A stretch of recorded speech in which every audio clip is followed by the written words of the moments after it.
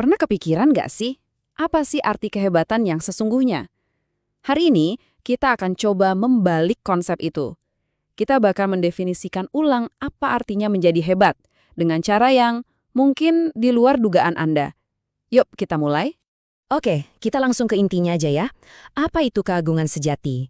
Apa ini soal kekuasaan dan pengakuan, atau soal pujian dari orang lain?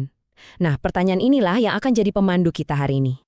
Kita masuk bagian pertama, keagungan yang terbalik. Siap-siap ya, karena kita akan menantang pemahaman umum soal apa itu sukses dan apa itu kehormatan. Ini dia ide intinya. Kutipan ini benar-benar membalik piramida kekuasaan. Jalan menuju keagungan sejati itu ternyata bukan dengan mendaki ke puncak, tapi justru dengan turun untuk melayani. Kepemimpinan sejati adalah pelayanan. Sebuah ide yang radikal banget kan?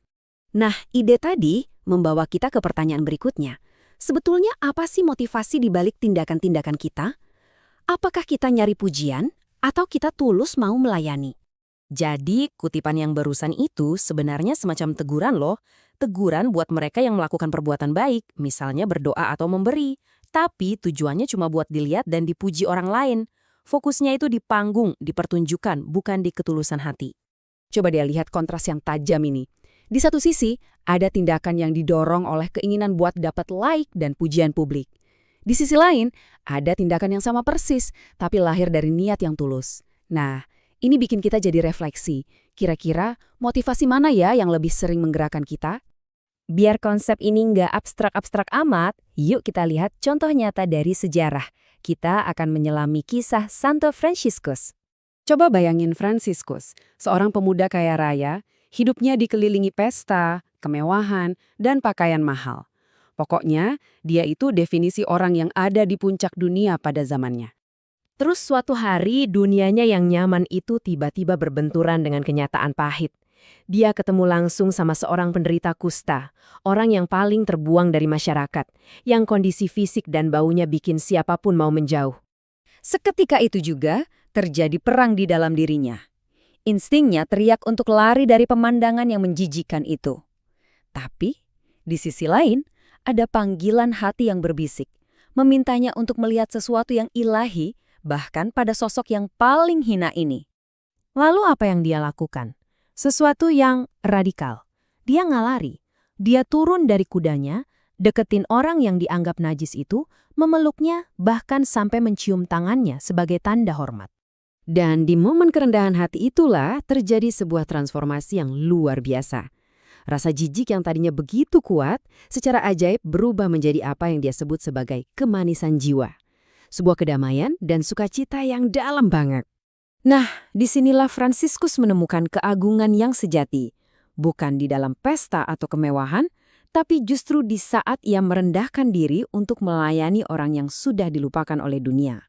Kisah Fransiskus memang luar biasa ya, tapi apa relevansinya buat kita di zaman sekarang? Yuk kita tarik konsep ini ke dalam pengalaman kita sehari-hari di bagian selanjutnya. Lelah yang bermakna. Anda pernah ngerasa capek?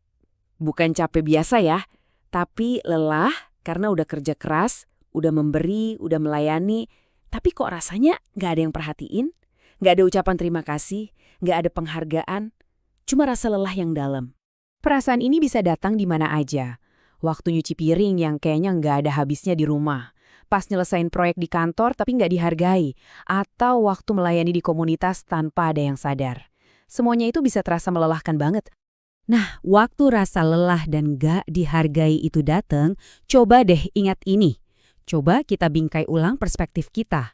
Anda itu nggak sedang bekerja buat nyari pujian dari atasan, pasangan, atau teman.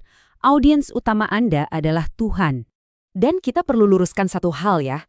Tata pelayan di sini bukan berarti jadi lemah atau pecundang. Sama sekali bukan. Dalam konteks ini, menjadi pelayan itu justru butuh kekuatan batin yang luar biasa untuk menunjukkan cinta dan kerendahan hati. Ini adalah tanda kekuatan karakter, bukan kelemahan. Oke, sekarang kita sampai di bagian akhir. Waktunya membawa semua ini ke dalam diri kita dan menjadikannya bahan refleksi pribadi. Pada akhirnya, tantangannya itu sederhana tapi dalam banget, memurnikan niat kita. Secara sadar melepaskan kebutuhan akan tepuk tangan dan pengakuan, lalu menemukan kepuasan dalam tindakan pelayanan itu sendiri. Saya akan meninggalkan Anda dengan pertanyaan ini untuk direnungkan. Dalam rutinitas harian Anda, di rumah, di tempat kerja, dalam interaksi dengan orang lain, di area mana Anda merasa paling sulit untuk menjadi seorang pelayan yang tulus tanpa mengharapkan imbalan? Terima kasih sudah menyimak penelusuran kali ini.